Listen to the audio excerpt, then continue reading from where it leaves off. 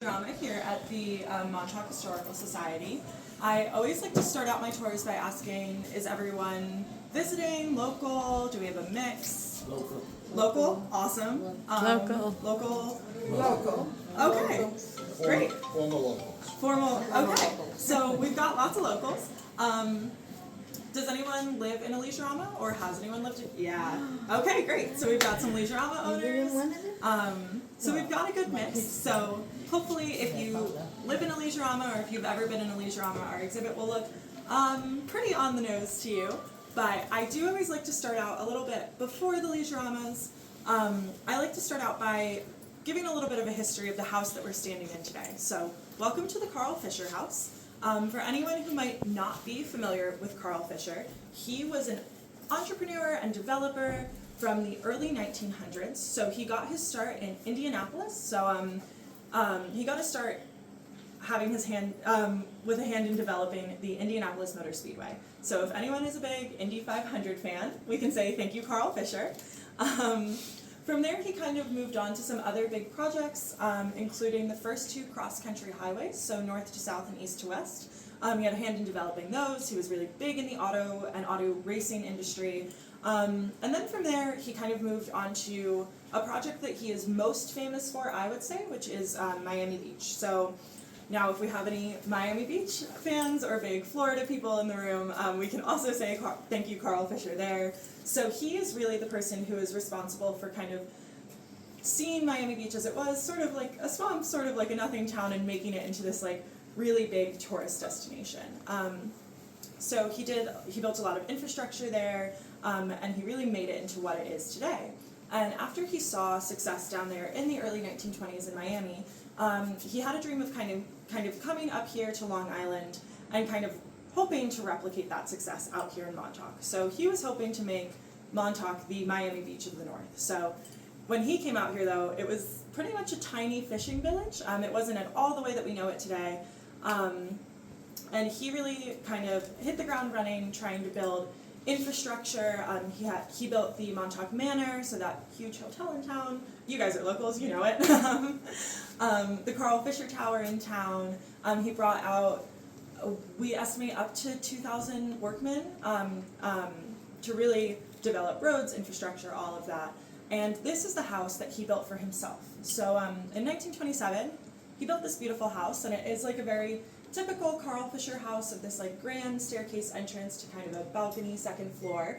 And then we have here on the other side is the kitchen, but like here in these two rooms are two really big entertaining spaces. So that's the kind of Carl Fisher MO. And then to kind of wrap up Carl Fisher's story, unfortunately, he wasn't as successful as he had hoped in Montauk. He hit a couple of roadblocks along the way. The first being in the 20s, there was a pretty devastating hurricane in Florida, so he has to go back down to Miami, kind of invest a lot of money into rebuilding down there, really get that project rolling again. 38. Sorry? That was the hurricane of 38? It was in the 20s. I think it was 26. Not the one here, not the one in Montauk. No, the one in Miami. Miami. Yeah. And then he rebuilt down in Florida. He came back up to Montauk, again, hoping to continue this project, and then by that time, 29, the stock market crashes, and he loses pretty much everything. So that's kind of the end of Carl Fisher's story up here in Montauk. He ends up having to leave Montauk. He goes back down to Miami, where he works odd jobs for his friends until he passes in the 30s.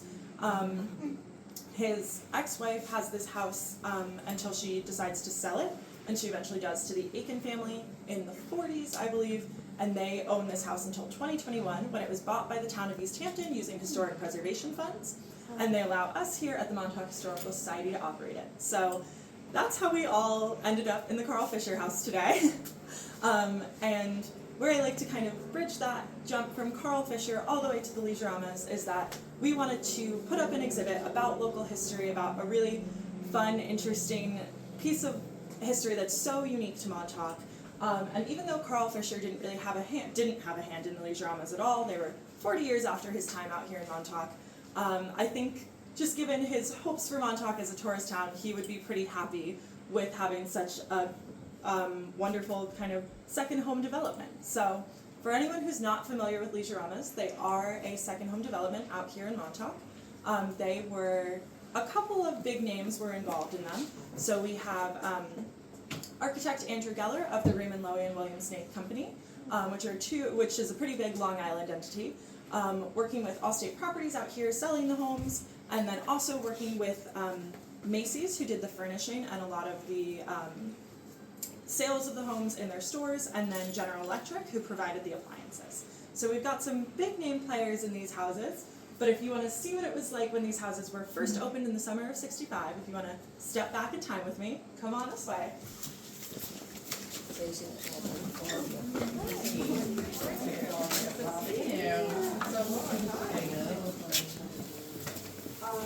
This house, using historic preservation funds, I think it was $5 million, which they probably could have gotten more, but they sold it to the town, so. So come on in. I would say we've got a lot of people, so come a little further in. Get close. I don't bite. So I like to start with the history of the Leisure-Ramas actually right here in the kitchen. And I'm going to take you on a little bit of a journey, but I promise I will bring you back to 1965 Montauk. You just have to follow me along. But as I'm sure you all know, American history broadly, in the late 50s, there's kind of tensions rising between the United States and the Soviet Union. And so one of the ways that our governments are trying to kind of soothe over those tensions are something that we call the Russian exhibit in New York and the American exhibit in Moscow. So we're trying to kind of bridge a cultural gap, and the Soviets are sending pieces of Soviet culture and technology over to display in New York, and we are sending pieces of American culture to display over in Moscow. So the Soviets are slightly ahead of us in the space race at this time, and we're not very happy about it, but of course they use this as an opportunity to kind of show that off and to brag to us. And so when it's our turn to send over American culture, we're having a hard time thinking of how we can compete with that. So we think, okay, we can't compete with the Soviets in technology or in the space race, but you can't beat American culture and American lifestyle. So when we decide to send pieces of American culture over to Moscow, we send what we call the average American home. So we basically rebuild what we think would be an average American home that a normal American person could live in very comfortably. One-story home, 2 bedrooms, and it's got just like a couple of appliances. It's got a dishwasher, it's got a combination washer-dryer, and it's a nice home, but it's certainly not outside of the realm of possibility for an American. And the reason that this kind of exchange becomes so famous is that at the time, Vice President Nixon goes over and visits the American Exchange in Moscow, and he gets into what we call the kitchen debate with Soviet leader Khrushchev. So they kind of stand in the kitchen and they debate the merits of this American home and of these appliances, where Khrushchev essentially says, you Americans need everything done for you. What are you going to have next? A machine that chews your food and puts it into your mouth for you. And Nixon kind of retaliates with, it's not that we need these things, that we can't do this ourselves. It's just that we have the ability to live comfortably and we want to live comfortably. So it becomes this whole thing about, consumerism versus capitalism, et cetera, et cetera. And we Americans like to think that we won. But the reason that I bring that up is because that big slice of American history actually took place in what was essentially a Leisure-Rama house. So that kitchen debate took place in a kitchen pretty much just like this, because that house that they had developed to send over to Moscow was built by the same people. So Andrew Geller working for Raymond Loewy and William and Snaith, and then furnished by Macy's and General Electric. And when they saw how kind of successful this American exchange was and how great this house was, they thought, okay, we can make these. We can make this one house into kind of a reality. And they decide to make it not just the average American home, they make it the average American second home. And they build them out here in Montauk. So that's kind of where Leisure-Ramas got their start. And if you want to follow me a little bit further in, I can kind of tell you. Where's the dishwasher that the pipe got was over? We don't have one here, So unfortunately. it was a second home, it was never primary residence. So it really depended on the person buying it. The houses were winterized. They had baseboard heating. It wasn't great, but they did have it. So people could live in them year-round, but they were vastly used as summer homes. So yeah, and speaking of the people buying them, this is when I kind of like to talk about what the experience was like if you wanted to buy a Leisure-Rama. And I think that's part of what makes this story kind of so famous and so compelling to a lot of people, is the way that these houses were sold. So they were sold in a couple of different spots across Long Island. One of them was actually here in the center of town on the green, so in that big circle. They had 2 models of Leisure-Rama homes that people could walk through and tour. They also created a model of a Leisure-Rama home up island at the Roosevelt Field Mall. So you could walk, in the Macy's there, you could walk through a Leisure-Rama as well, but most famously and probably most compelling, in the Herald Square Macy's in New York City, on the 9th floor, which was their like home section, they created a model of a Leisure-Rama just on the 9th floor, and you could go up there and walk through a full-size scale house. And this is kind of why Leisure-Ramas became so famous. They got a little bit of press for this at the time, where people would go in to like buy a shirt or buy some pans, and they would walk out having put $10 down on a house out in Montauk, New York. And it's kind of a crazy investment when you think about it, because Montauk certainly wasn't how we know it now. It was a lot harder to get out here. It was still kind of just a fishing village. But people were just so kind of wowed by the experience they had walking through the Macy's. And it would have been pretty much like the experience you're having in here. You would have gone from a different room into this, and it would have been a full model of the house. And it would have had pretty much everything that you see in it. So when I say that Macy's furnished the house, I don't just mean the big ticket items, which we have here, like the table, like the beds, the bed frames, the desks, the lamps. Macy's furnished everything down to the linens, the towels, the toothbrushes. So the idea was that if you bought your house, you didn't have to bring anything. You had to like pack up your kids, pack up a swimsuit, but everything else you would need was here already.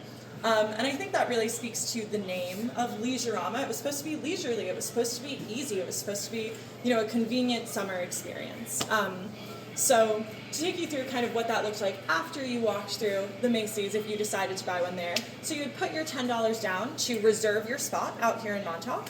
And then depending on the model that you chose, there were 3 different models.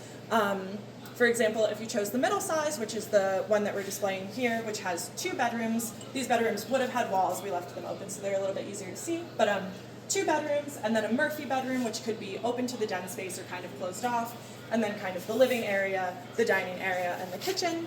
So if you chose this middle model, which is called the expanded convertible, you were looking at putting down,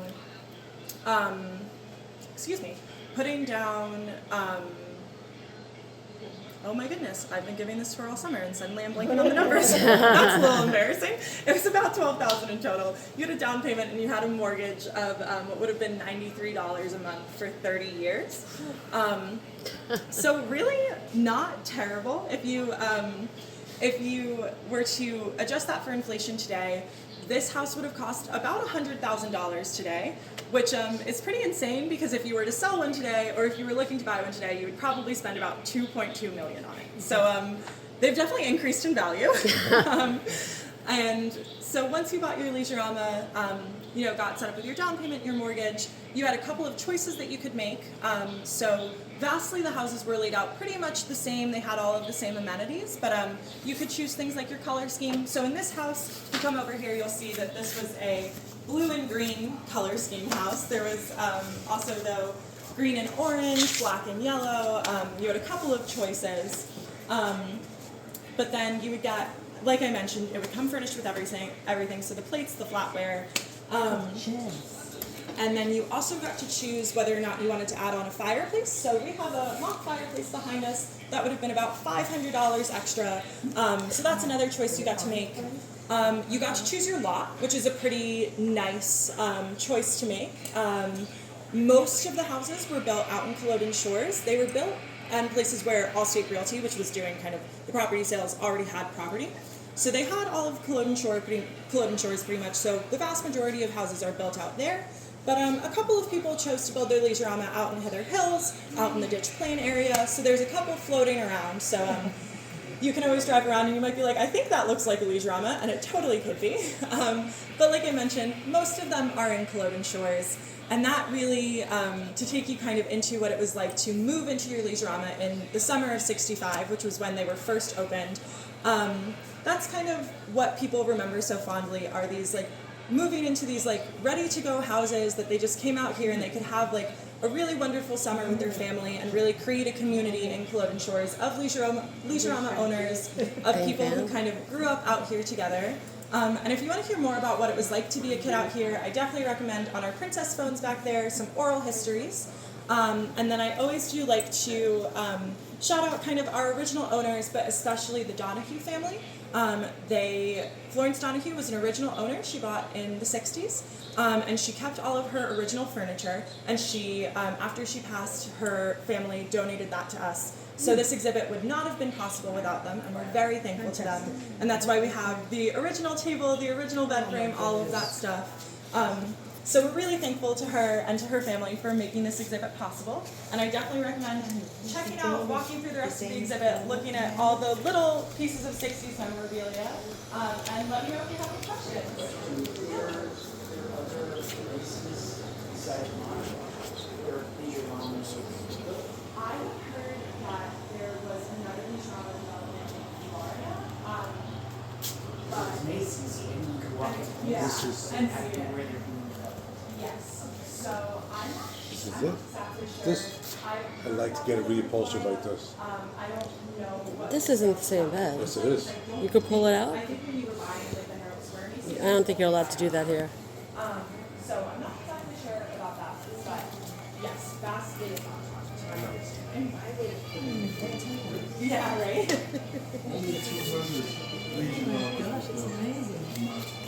Yeah, about 220. Which is probably lower than what Probably Yeah. thought it would, They thought they they would build build a thousands. right, Yeah. right. Yeah, they thought they would build thousands, but it.